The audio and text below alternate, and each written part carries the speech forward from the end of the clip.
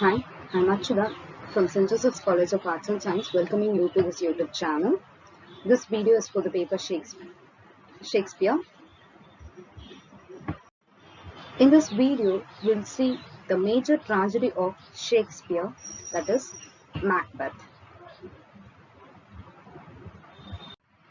Here, major characters and the facts about the character.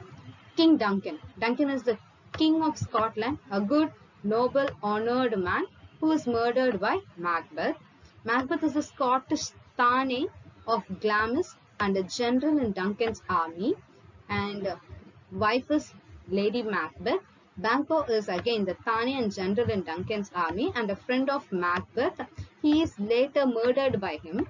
Macbeth murders Banquo, and Fleance is the son of Banquo. He escapes when his father is murdered. Malcolm, King Duncan's eldest son and heir. Donalbain is another son of Duncan's character, and here Donalbain is also an important one. Macduff is the Thane, loyal to Duncan. Lady Macbeth, wife of Macduff. To punish Macduff, Macbeth has her and her family murdered. So Macbeth murders Lady Macbeth too. Sorry, Lady Macduff. And Ross. Ross is the cousin of Macduff. And Lennox is the Thane, loyal to Duncan. And Satan is the Macbeth's aide. Seward, an English earl, helps Malcolm in the fight against Macbeth. Young Seward, the son of Seward, he bravely faces Macbeth in a duel and is killed. And the three witches, a supernatural being who tell Macbeth and Banquo about certain events that will occur in future. So here you can see the relationships of the characters. Duncan, and Duncan has Donalbain and Malcolm, the son of Banquo, Macbeth, Thane of Duncan, and the general in Duncan's army. And Banquo's son is Fleance, and Satan is Macbeth's servant, and Macbeth's wife, Lady Macbeth. Macduff, one among the general, as well as Lady Macduff. Macbeth kills Lady Macduff, and as usual, Macbeth kills Duncan. Macbeth kills Banquo, and just to make Macduff feel, he kills Lady Macduff and Macduff's son also. The next one is Seward, Earl of Northumberland, and young Seward. Main character, three witches and Hecate. Hecate is the god of evil. And again to it, Thane of Scotland, Lennox, Ross, Menteith, Agnes, and Katniss. So these were the characters here. And now the storyline. Shakespeare's shortest and bloodiest tragedy. So this is to be noted, shortest and bloodiest tragedy. Macbeth tells the story of a brave Scottish general, Macbeth, who receives a prophecy from a trio of sinister witches, three witches, that one day he will become king of Scotland. Consumed with ambitious thoughts and spurred to action by his wife, Macbeth murders King Duncan and seizes the throne for himself. He begins his reign racked with guilt and fear and soon becomes a tyrannical ruler, as he is forced to commit more and more murders to protect himself from enmity and suspicion, just to keep up his position. The blood path swiftly propels Macbeth and Lady Macbeth to arrogance, madness, and death. Finally, Macbeth too is killed in the war. That is the storyline. So, summary, Act Wise is given here. Act 1 has 7 scenes, and in the 7 scenes, what happens? The play takes place in Scotland. Duncan, the King of Scotland, is at war with the King of Norway. As the play opens, he learns of Macbeth's bravery in a victorious battle against MacDonald, a Scot who sided with the Norwegians. At the same time, news arrives concerning the arrest of treacherous Thane of Cawdor. Duncan decides to give the title of Thane of Cawdor to Macbeth. As Macbeth and Banquo return home from battle, they meet three witches. The witches predict that Macbeth will be Thane of Cawdor and King of Scotland, and Banquo will be the father of kings. After the witches disappear, Macbeth and Banquo meet two noblemen, Ross and Angus, who announce Macbeth's new title as Thane of Cawdor. Upon hearing this, Macbeth begins to contemplate the murder of Duncan in order to realize the witches' second prophecy. Macbeth and Banquo meet with Duncan, who announces that he is going to pay back a visit at his castle. Macbeth rides ahead to prepare his household. Meanwhile, Lady Macbeth receives a letter from Macbeth informing her of the witch's prophecy and his subsequent realization. A servant appears to inform her of Duncan's approach. Energized by the news, Lady Macbeth invokes supernatural powers to strip her of feminine softness and thus prepare her for the murder of Duncan. When Macbeth arrives, Lady Macbeth tells him that she will plot Duncan's murder. When Duncan arrives at the castle, Lady Macbeth greets him alone. When Macbeth fails to appear, Lady Macbeth finds him in his room, contemplating the weighty and evil decision to kill Duncan. Lady Macbeth taunts him by telling him that he will only be a man if he kills Duncan. She then tells him her plan for the murder, which Macbeth accepts.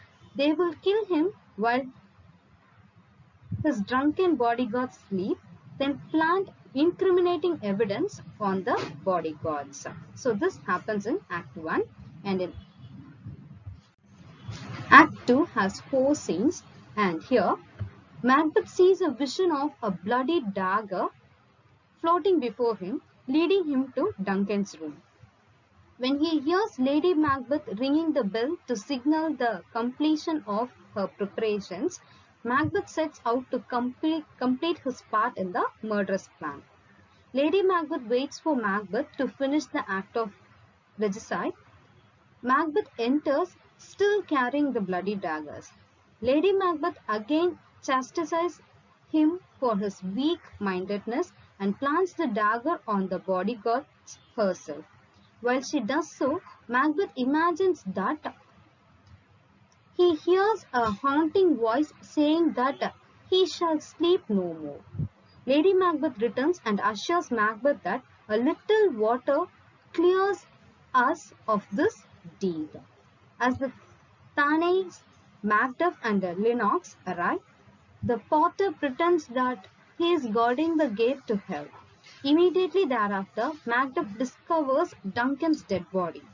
Macbeth kills the two bodyguards, claiming that he was overcome with a fit of grief and rage when he saw them with the bloody daggers.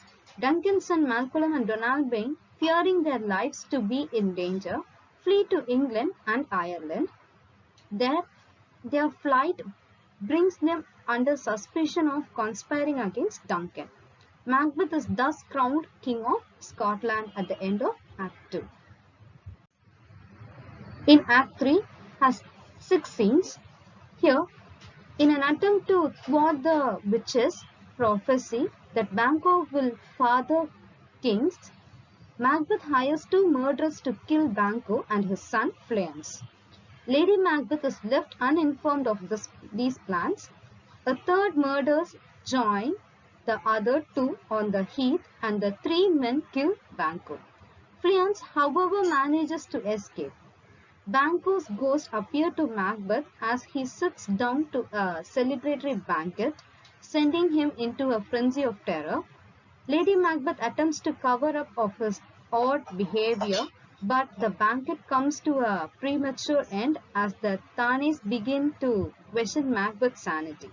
Macbeth decides that he must revisit the witches to look into the future once more. Meanwhile, Macbeth's Thanes begin to turn against him. Macduff meets Malcolm in England to prepare an army to march on Scotland. That's the end of Act 3. Act 4 has three large scenes. Here the witches show Macbeth three apparitions. The first warns him against Macduff, the second tells him to fear no man born of women, and the third prophesies that he will fall only when Birnam Wood comes to Dunsany Castle. Macbeth takes this as a prophecy that he is infallible. When he asks the witches if the prophecy about Banquo will come true, they show him a procession of 8 kings, all of whom look like Banquo. Meanwhile, in England, Malcolm tests Macduff's loyalty by pretending to confess to multiple sins and malicious ambitions.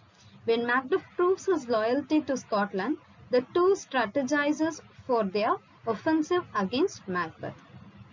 Back in Scotland, Macbeth has Macduff's wife and children murdered in Act 4. The final act has seven scenes, a long scene too. Lady Macbeth suffers from bouts of sleepwalking. To a doctor who observes her symptoms, she unwittingly reveals her guilt as she pronounces that she cannot wash her hands clean of bloodstains. Macbeth is too preoccupied with battle preparations to pay much heed to her dreams and expresses anger when the doctor says he cannot cure her. Just as the English army led by Malcolm Macduff seaward approaches, Lady Macbeth's cry of death is heard in the castle. When Macbeth hears of her death, he comments that she should have died at a future date and muses on the meaninglessness of life.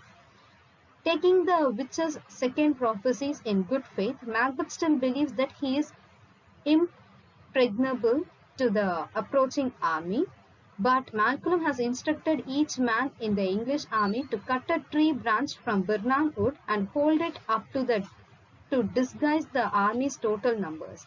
As a result, Macbeth's servant reports that he has seen a seemingly impossible sight. Birnam Wood seems to be moving towards the castle, the Dunsany. Macbeth is shaken but still engages the oncoming army. In the battle, Macbeth kills young Siward, the English general's brave son. Macduff then challenges Macbeth. As they fight, Macduff reveals that he was not of woman born, but was untimely ripped from his mother's womb. Macbeth is stunned but refuses to yield to Macduff. Macduff kills him and decapitates him. At the end of the play, Malcolm is proclaimed the new king of Scotland. Thus the 5 act and the play ends. Thanks for watching the video. Thank you.